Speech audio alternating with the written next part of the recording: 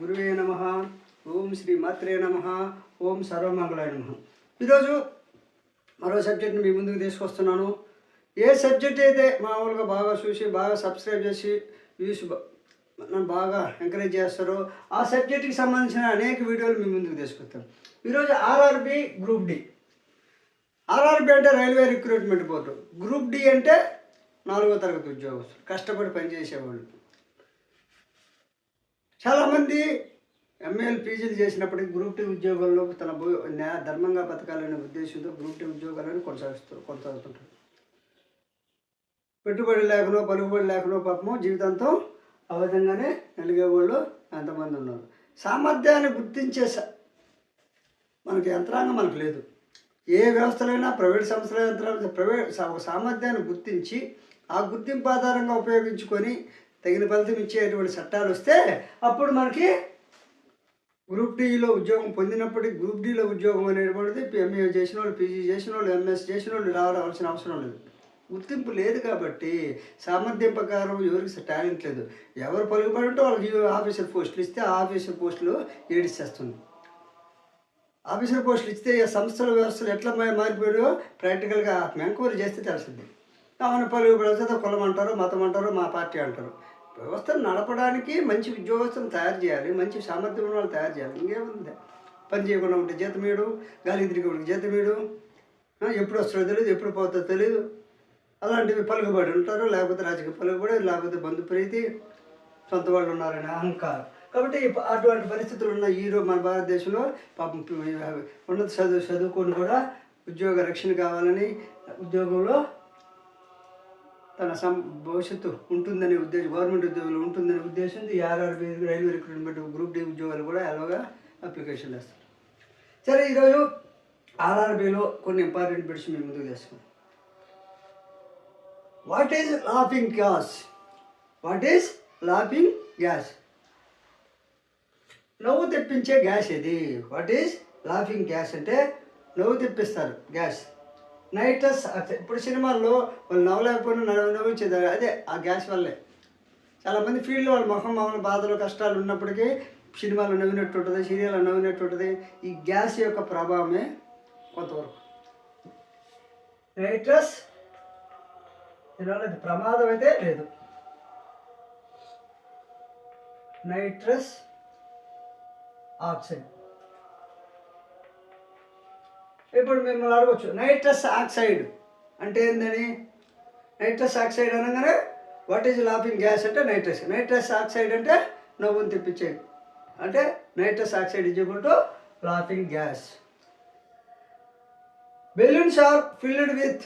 Balloons లోపల ఉండేటువంటి gas ఇది. బెలూన్స్ లోపల ఉండే ఫిల్ చేసి ఉండేటువంటి గ్యాస్ ఏంటంటే helium.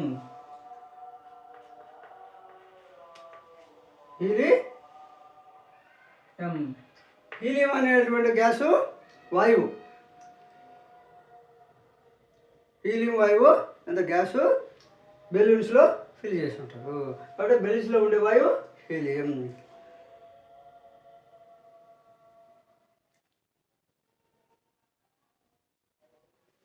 Powder is bleaching powder. Bleaching powder is made. Bleaching powder అనేటువంటిది దేని నుండి తయారు చేస్తారు? లైమ్, సున్నప్రాయ తెలుసు కదా, lime and chloric.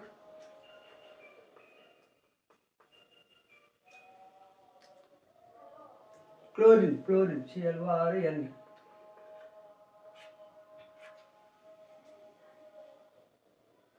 Lime and chlorine ద్వారా బ్లీచింగ్ పౌడర్ని తయారు చేస్తారు.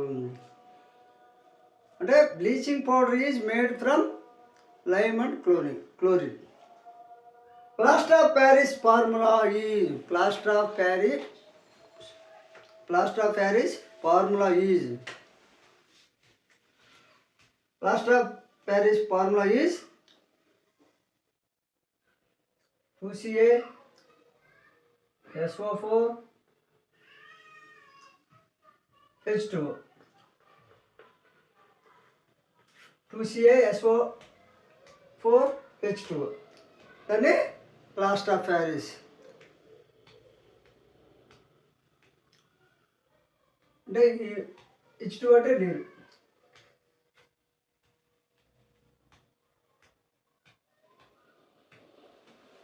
కాల్షియం ఆక్సైడ్, కాల్షియము, సల్ఫరు, నీరు యొక్క మిశ్రమము plaster of Paris formula. Next 18 క్యారెక్టర్ల గోల్డ్లో ఉన్నటువంటి రేషియో ఇది. అంటే 18 క్యారెక్టర్స్ అనేటువంటి గోల్డ్లో 18 carrot.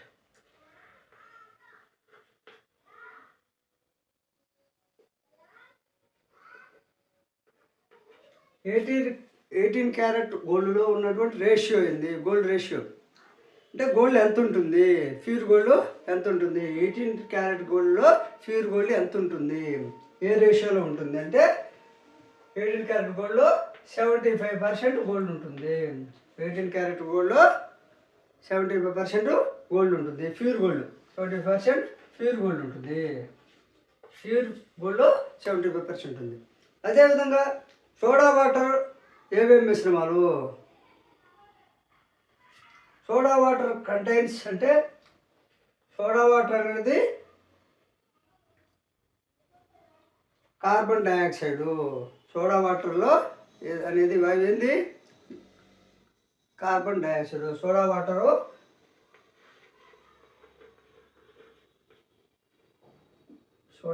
Is equal to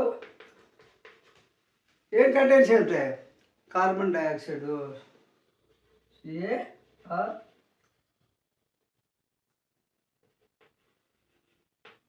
carbon dioxide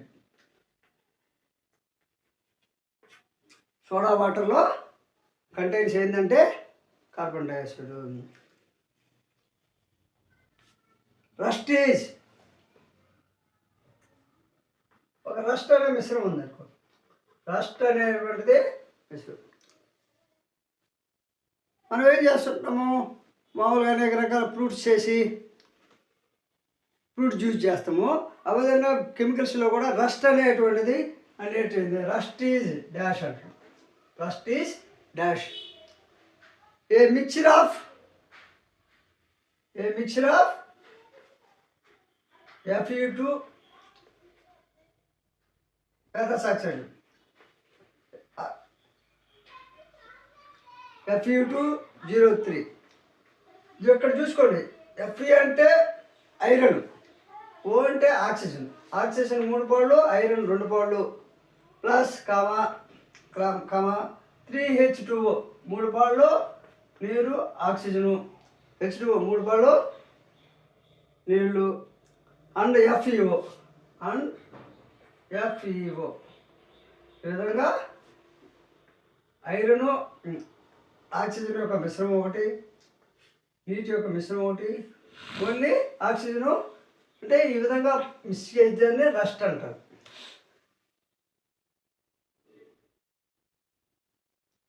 అదేవిధంగా రాడిక్లిప్ లైన్ అనేటువంటిది ఎక్కడుంది? Radcliffe line.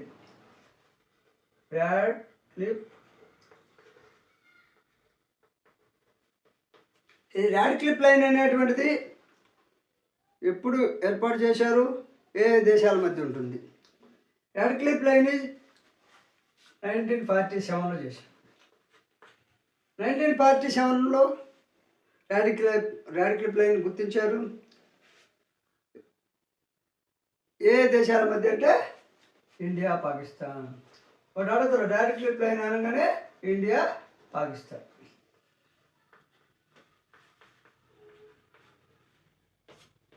ఇండియా పాకిస్తాన్ మధ్య ఉండేది రాడిక్లిప్ లైను. అది ఎప్పుడు గుర్తించారంటే 1947. 7th ప్యారలల్ లైన్ అనేది 17 parallel line.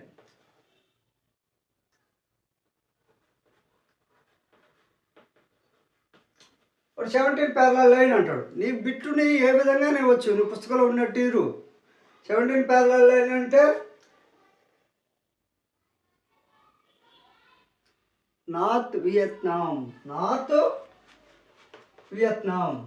North Vietnam, north Vietnam, south Vietnam, north Vietnam, south Vietnam, south Vietnam, north Vietnam, south Vietnam మధ్య ఉండే లైను 17 ప్యారలల్ లైన్. అదేవిధంగా న్యూయార్క్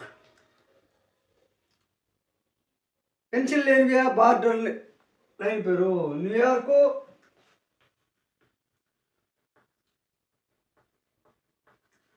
పెన్సిల్వేనియా,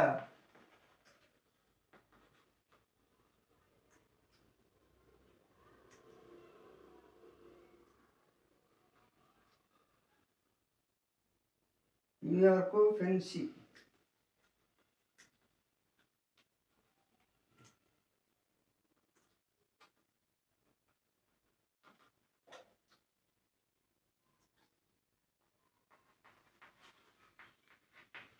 చూడండి న్యూయార్క్కి పెన్సిల్వేనియాకి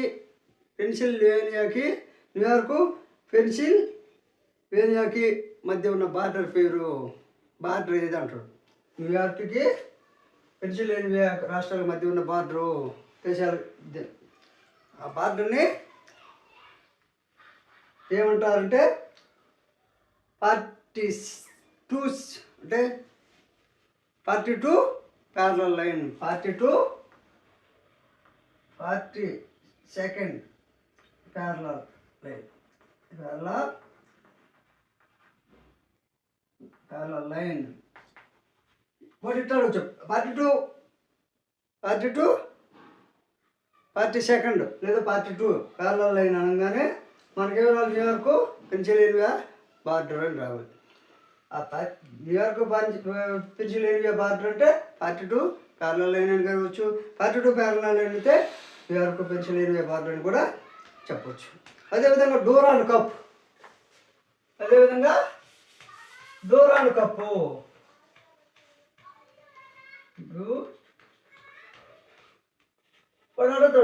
cup దేనికి సంబంధించింది అంటారు.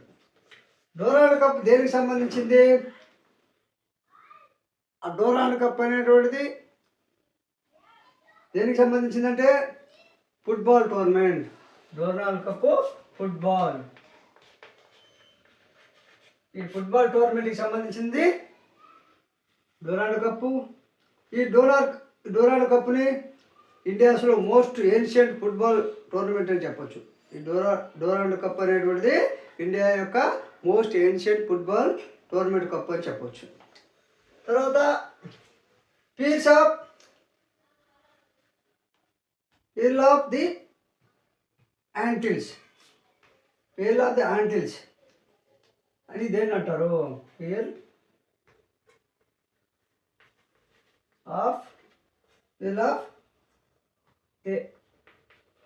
ఆఫ్ ది యాంటిల్స్,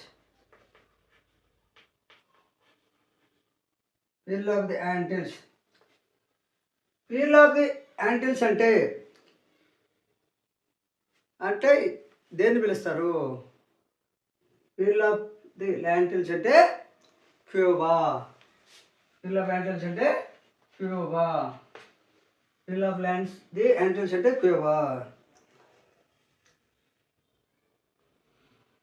దాంట్లో సిటీ ఆఫ్ మ్యాగ్నిఫిసెంట్ డిస్టెన్సెస్ అని దేన్ని అంటారు? City of magnificent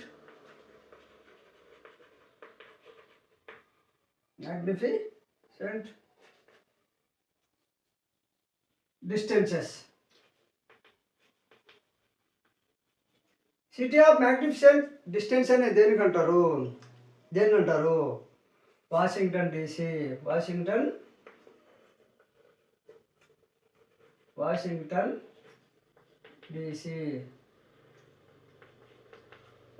డీసీని city of magnificent distance అంటారు. కాబట్టి ఈ వీడియో నచ్చితే లైక్ చేయండి, షేర్ చేయండి, సబ్స్క్రైబ్ చేయండి.